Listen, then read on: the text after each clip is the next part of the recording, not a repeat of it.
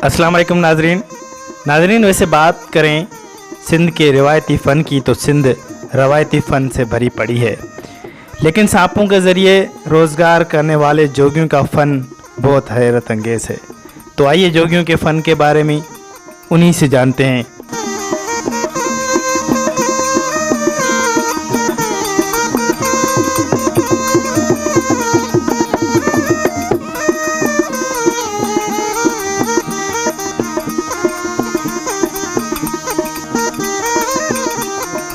बुनियादी काम है हमारी आबादी, हमारा जो ज़मीन जागीर, ये सांप और मुरली है।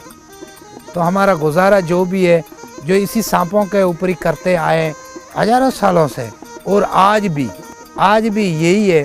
तो सांप है, उस सांप को रखते हैं घर के अंदर हम, और हमारे छोटे बच्चे हैं सांप को गले में डालकर घूम रहे हैं, पर सांप काटेगा नहीं। बादशाह पीर दस्तगीर साईं का कसम और कौल देते हैं हम उसको, तो उस कौल के अंदर हुए बैठे रहते हैं और हमारे पास टिकते हैं।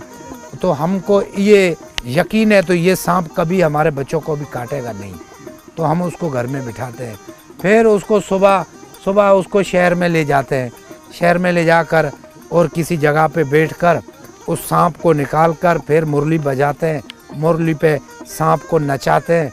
कोई दुनिया आकर देखते हैं, कोई बच्चे, कोई सारे आकर देखते हैं सांप को। कोई बेचारा 5 रुपया देता है, कोई 10 रुपया देता है, कोई 2 रुपया, कोई 1 रुपया देता है। तो फिर जोगियों का कुछ रोज़ी का मसला बन जाता है।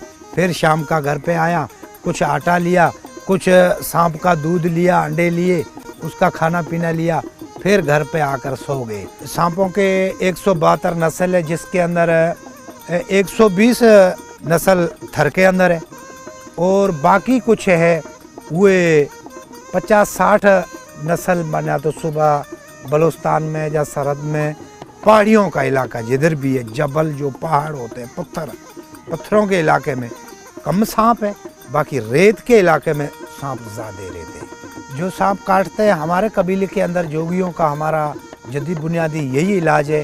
ये डॉक्टर और साइंस तो अभी निकली है, पहले इलाज नहीं था डॉक्टरों का। पहले हमारे जोगी क्या करते थे, जिधर सांप ने काटा, यहाँ पे सांप ने काट लिया, तो हमारे जोगी ऐसे मुंह से जहर को खींचते थे, जहर को ऐसे खींच कर थूकते थे। तो ज़ुबान को जहर लगता है ना खींचने से, तो ज़ुबान फट जाती है जहर से। तो इसके लिए रेत थोड़ी डालनी पड़ती थी मुंह में। एक ये दरकट होता है नीम का जो दरकट है, उसके जो पत्तों की थोड़ी टाली लेकर, उसका झाड़ लेकर, फिर ऐसे उसके ऊपर कलाम लगाते थे। यहाँ पे सांप ने काटा, वहाँ पे कलाम लगाते थे, बुजुर्गों के नाम लेते थे, अल्लाह की कलाम पढ़ते थे। उस पढ़ने से जहर आगे नहीं जाते थे, बाहर निकल रहे, बिल्कुल ऐसे डंग से ये वापस क्रॉस हो रहा है, नीचे गिर रहा है जहर। ये इलाज थे हमारे।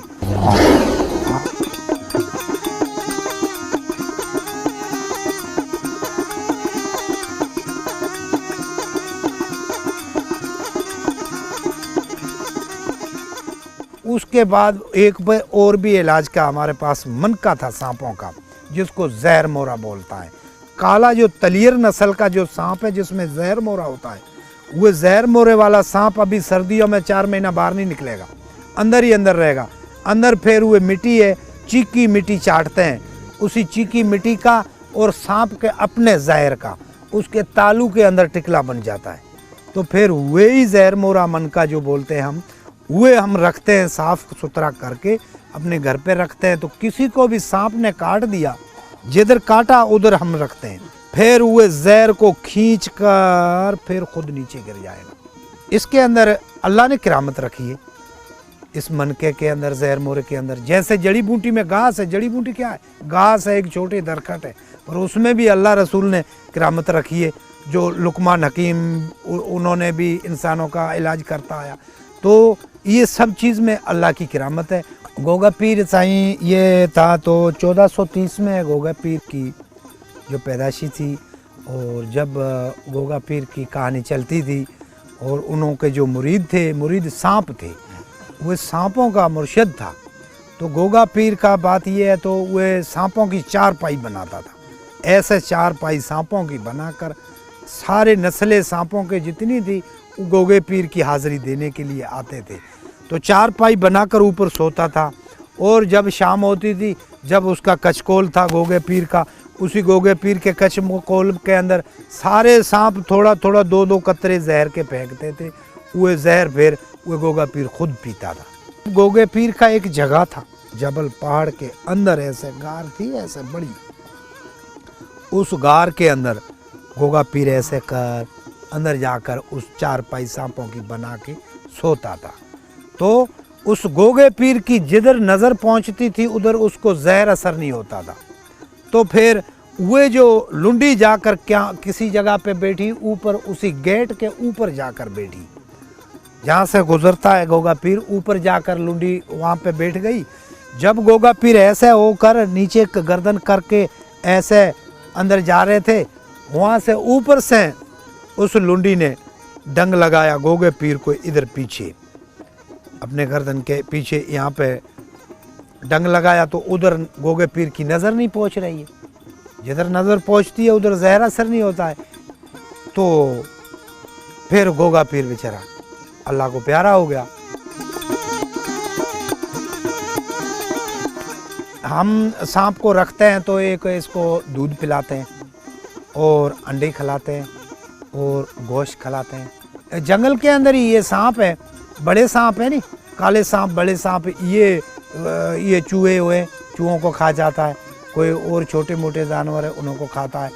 तो ये जो सांप है इसके 122 अंडे होते हैं, ये सावन के महीने पे देती है। और 122 अंडे हैं, उसमें जब ये अंडों के ऊपर बैठ जाती है मादा, तो फिर वो कच्चे होते हैं, वो खाती जाएगा और खाना पीना नहीं खाएगा, वो कच्चे अंडे ही खाती जाएगा।